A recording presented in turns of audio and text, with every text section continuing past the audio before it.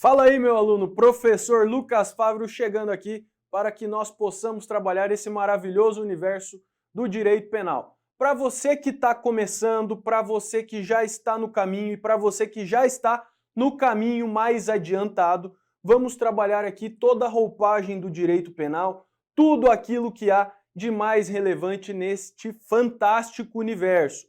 Vamos trabalhar com todos os institutos focados nos editais de carreiras policiais, carreiras administrativas, fiscais, tudo que há de bom, e a gente vai explanar todos os conteúdos necessários para que você tenha êxito na sua prova. Mas veja só, para você que está começando, está ganhando cancha, você vai perguntar, o que eu vou trabalhar no direito penal? Porra, você vai trabalhar com a violação de determinadas normas por parte do indivíduo e com o Estado se voltando contra esse indivíduo para fins de responsabilização por aquele ato reprovável. Quando a gente começa a falar de direito penal, é natural que o aluno já fale, que legal, eu já quero ver a facada, tiro, morte. Calma, filho.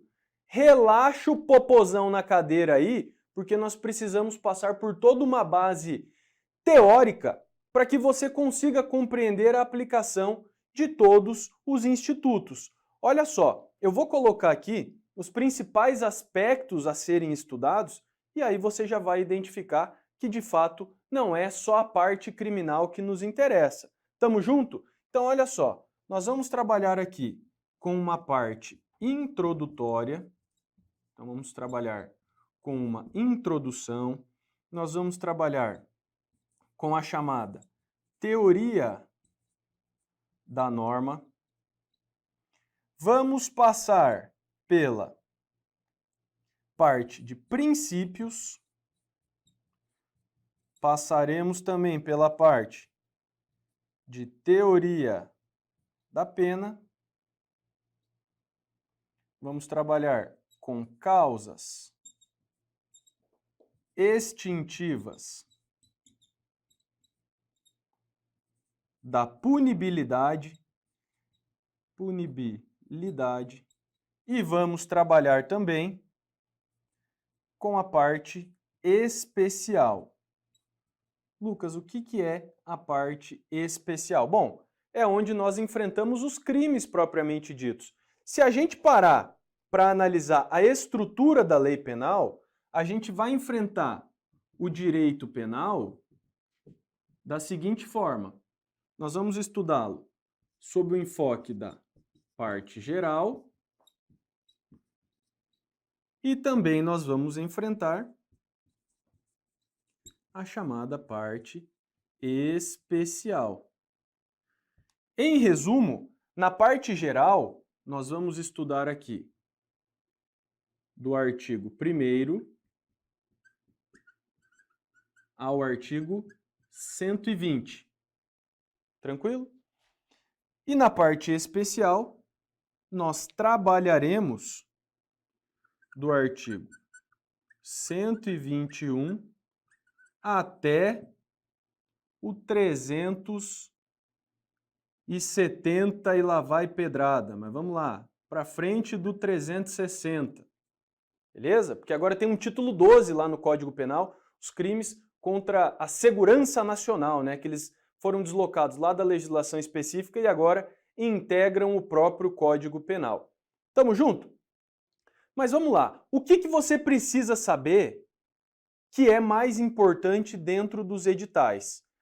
O que vai ser praticamente comum em todos os editais vai ser o seguinte: a parte de aplicação da lei penal, isso aqui é basilar, você tem que dominar artigo 1º ao 12, é fácil, a gente mata em 1 ou 2 encontros, mas arremata tudo. Você precisa saber também a famosa teoria do crime. Show? Isso aqui é a essência do direito penal. Sabendo esses dois tópicos da parte geral, eu ouso a dizer que você está 70% preparado para todas as provas de concurso. Não estou especificando, é carreira policial, é carreira fiscal. Não. Numa carreira, eventualmente, de tribunal, você vai ter que estudar toda a parte geral. E aí aqui a gente incluiria também a parte de teoria da pena, que é uma parte mais maçante, mais pesada. Show? Na parte especial, o que é elementar você dominar? Então vem com o tio aqui. Você precisa saber a parte dos crimes contra a pessoa, os crimes contra o patrimônio, crimes contra a fé pública, crimes contra a administração pública. Administração pública. Ah, Lucas, então você está querendo dizer que se eu souber isso aqui eu estou bem? Não, não é bem isso. Isso aqui não representa um exaurimento do direito penal. Isso aqui representa uma essência. Você sabendo isso, você já tem uma boa bagagem para enfrentar qualquer prova. Tranquilão? Beleza? Então, vamos passar o apagador aqui e vamos ao que interessa. A gente vai trabalhar aí com alguns conceitos iniciais, com algumas disposições específicas aí para facilitar no seu estudo. Vamos junto? Então tá. Quando se estuda direito penal, vai ser normal você ouvir o termo ciência penal, ciência penal. Você vai ouvir o termo criminologia e você vai ouvir o termo política criminal. E aí, qual é o papo aqui? Quando se fala em ciência penal, é que nós estamos nos referindo à chamada dogmática. Quando o direito penal, ele ganha o status de ser estudado como uma ciência própria, como uma ciência autônoma. Ele não tem nenhum tipo de vinculação com outro ramo. Ele tem asas próprias. Olha que lindo! Quando se fala em criminologia, é o momento da ciência penal que nós estudaremos o fenômeno crime, o criminoso, as razões de delinquir. E quando se fala em política criminal, nós nos referimos às ferramentas de controle social, as ferramentas públicas que o Estado fornece ao cidadão para que ele possa conter o fenômeno crime. Tranquilo? E claro, nós não vamos explorar isso de uma maneira muito minuciosa. São os conceitos básicos, os conceitos preliminares, porque eles começaram a ser cobrados. Há não muito tempo atrás, nós começamos a discutir aqui com o nosso corpo pedagógico que as provas de concurso elas mudaram um pouco a roupagem. A gente já saiu daquele patamar de que eram cobrados apenas conceitos básicos. Todo mundo aprendeu a porra do conceito básico. E aí, agora, você que está chegando, você vai se fuder um pouco mais. Por quê? Porque você vai ter que estudar a matéria de maneira mais aprofundada. Tranquilo? Eu tô ligado que você vai dar conta. Você é pica, meu aluno. Você é top. E quando a gente fala em direito penal, qual é a natureza jurídica de abrangência, de essência do direito penal? Ele representa uma disciplina de ordem privada ou de ordem pública? Opa! O direito penal, ele tem natureza jurídica de norma relacionada ao direito público. E perceba também, meu parceiro, que por ser um ramo do direito público, nós temos um objetivo primordial. E qual é esse objetivo? O direito penal existe por uma razão de ser. E o objetivo aqui consiste na vedação à autotutela. Lucas, o que é autotutela? Bom, auto já nos dá a ideia de pessoal. Tutela é a ideia de proteção. Então, quando a gente fala que, por ser um ramo do direito público, ele proíbe a autotutela, Ele proíbe que você, meu nobre aluno alfartano, proíbe que você faça justiça com as próprias mãos. Quando a gente pensa nas fases do direito, a gente viveu fase da vingança divina, onde a responsabilização ela seria um fenômeno natural.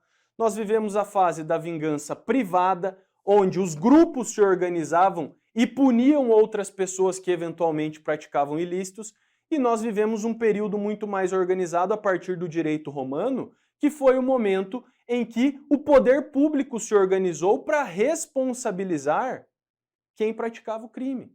Mas tudo bem, nessa época de vingança pública originária, se é que a gente pode chamar assim, nós tínhamos muitas arbitrariedades por parte do Estado. Por isso que se tornou necessário a constituição de, primeiro, uma carta magna e depois de um processo penal que fosse regulamentar as garantias a serem entregues aos jurisdicionados, às pessoas que irão receber o direito. Tranquilo? Tamo junto, então o objetivo aqui do direito penal é o de proibir a autotutela. E aí a gente pode falar aqui em algumas categorias. Essas categorias seriam alguns conceitos básicos aí para te ajudar a compreender a dimensão e o âmbito de aplicação. Então a gente pode falar na existência aqui de um direito penal. Vou colocar agora as classificações. Adjetivo, vamos colocar aqui em outra ordem. Um direito penal substantivo e adjetivo. Essa porra aí é aula de português? Não, mas fica fácil para você identificar. O que seria o direito penal substantivo? Seria o conjunto de normas. Conjunto de normas devidamente positivado em que se contém as disposições, as figuras criminosas. Então esse conjunto de normas nada mais seria do que o direito penal propriamente dito. Ai, Lucas, isso aí não tem importância, Então eu te desafio a fazer uma filtragem por questões CESP que você vai encontrar justamente a cobrança desse significado. E o direito adjetivo, ele representa o chamado direito de punir do Estado. Esse direito de punir, você vai aprender lá na parte processual, que é representado pelo chamado jus puniendi. É quando o Estado ele vai aplicar o direito penal. Então, o direito de punir aqui, a gente pode classificá-lo como direito processual penal. Topzera? De boa? Esses conceitos aqui para te ajudar a ter bagagem para entender todo o restante. Tem mais? Claro que sim. Aí nós temos aqui, vou colocar na mesma dimensão aqui para ficar mais organizado. Nós temos um direito material e um direito formal. O direito material ele seria representado pelo próprio conjunto de normas, então seria o direito penal. É onde está contida a matéria criminosa. E no outro plano nós temos o direito formal, que é representado pelo processo penal. Aí o que as bancas de concurso fazem? Elas falam, o direito substantivo representa o direito do Estado punir? Não, não. Ele inverte conceitos, ou ele trabalha com os dois conceitos em um paralelo. Tudo bem? Tranquilo? Tamo junto? Então tá. Vamos pegar a outra metade do quadro aqui. Ah, olha só, deixa eu puxar aqui, só para a gente falar aqui em direito material e formal, ó. Aqui, quando a gente fala em direito material, ele pode aparecer como direito objetivo e o direito formal, ele pode aparecer como subjetivo. Tranquilo? São conceitos similares. Mais um conceito que eu vou trazer para vocês agora. Esse aqui está na moda, esse aqui é atual, que é o que a gente chama, e eu vou chamar de C aqui, é o direito penal de emergência.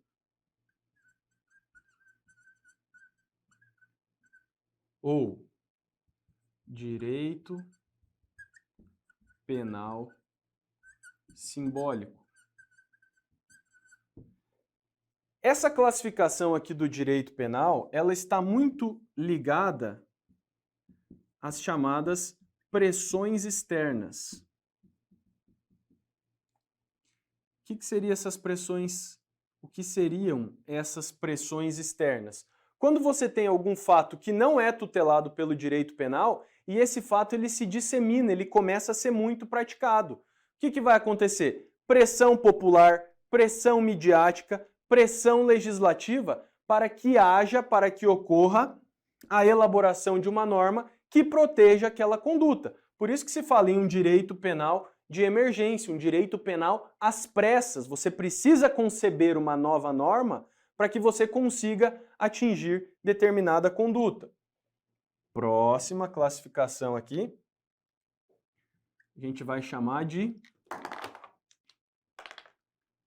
direito penal internacional.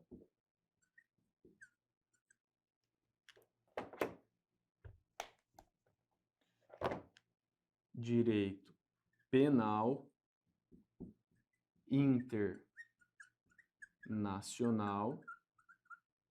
E a gente vai ter aqui uma outra classificação ainda aqui dentro, vou colocar mais embaixo, que seria o direito internacional penal. Tá. Essas porra aí não são a mesma coisa? Não. Essas porra aqui são diferentes. Por quê? O que é o direito penal internacional? Então lembra, o direito penal é nosso, é brasileiro. Então o direito penal é brasileiro. O internacional é externo. Então aqui no direito penal internacional, você tem a possibilidade do nosso direito penal ser aplicado a uma situação lá fora. Lucas, mas o nosso direito penal ele pode ser aplicado fora dos nossos limites territoriais? Pode. Então eu vou te dar aqui como exemplo o que a gente chama de extraterritorialidade da lei penal brasileira. Extraterritorialidade da lei penal brasileira, que aparece, inclusive, no artigo 7º do Código Penal. Nós temos todas as hipóteses ali. A gente vai explorá-las na sequência. Mas lembre-se desse conceito. A extraterritorialidade representa a ideia da nossa lei penal poder ser aplicada a uma situação que ocorreu fora dos nossos limites territoriais. Temos lá 3 situações em que nós podemos aplicar essa disposição. E ainda nós temos aqui o direito internacional penal. Olha só, o direito internacional é um direito externo. E o direito penal é nosso, é brasileiro. Então aqui nós temos hipótese em que um direito estrangeiro, ou também chamado de um direito alienígena, pode ser aplicado aqui dentro. Caralho, Lucas, então a gente tem hipótese em que a nossa lei penal alcança fatos fora do nosso território, sim. E nós temos hipótese em que a lei de fora pode ser aplicada aqui dentro, sim, também. Aqui nós temos como exemplo o que a gente chama do fenômeno da intraterritorialidade. Quando nós formos trabalhar especificamente com a lei penal no espaço, nós vamos estudar conceito de território nacional, quando que a nossa lei se aplica a um fato praticado no estrangeiro e quando uma legislação de fora pode ser aplicada aqui dentro. Suave? Então nós temos aqui uma hipótese de extraterritorialidade e ela vai aparecer como uma exceção lá no caput do artigo 5º do Código Penal. Se você pegar o artigo 5º, lá vai aparecer o seguinte: nós temos uma redação muito mal feita. Porque o artigo 5º, ele traz como se fosse um sujeito no aspecto gramatical da bagaça, ele traz uma exceção e depois ele consagra a regra. O artigo 5º fala o seguinte: a lei penal brasileira, ressalvadas as disposições em tratados e convenções internacionais, fecha isso, se aplica aos fatos ocorridos em território nacional. Então, o que o legislador quis dizer com esse dispositivo?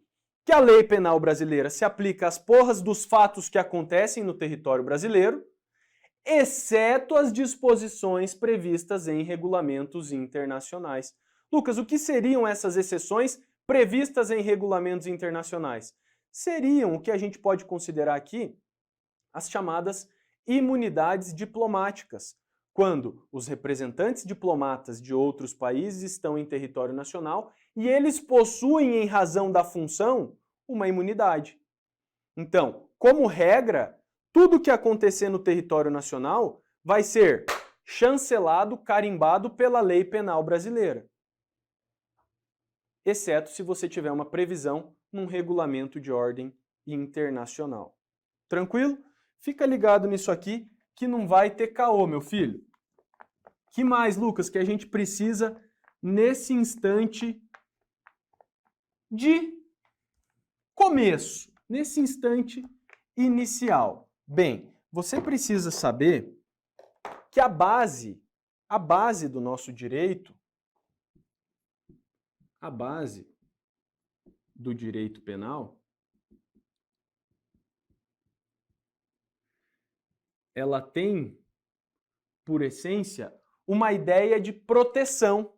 Porra, nós estamos falando em crime, punição, e você quer dizer que ele tem por base uma proteção? Sim. E os ideais que foram calcados lá na nossa Constituição Federal, que trouxeram os reflexos para o Código Penal, o nosso Código Penal é de 40, a Constituição é de 88. Com a vigência da Constituição, muita coisa que não era compatível caiu, quando se realiza a chamada interpretação conforme, né? Ou quando não há uma revogação expressa e você entende que tudo aquilo que contrarie a Constituição já foi derrogado. Então, olha só, a base do direito penal, ela é fixada nos chamados axiomas de Luigi Ferraioli. Tem gente que fala Luigi Ferrajoli, que ele tem um livrinho do caralho que representa lá a ideia do que ficou mais tarde conhecido como garantismo penal. Garantismo penal. Onde se entende que o indivíduo que eventualmente praticar um ilícito, ele é detentor de direitos. E, inclusive, ele coloca isso expressamente, que também já foi objeto de prova, que o processo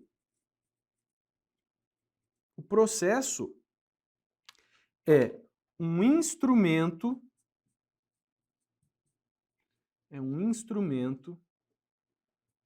de garantia.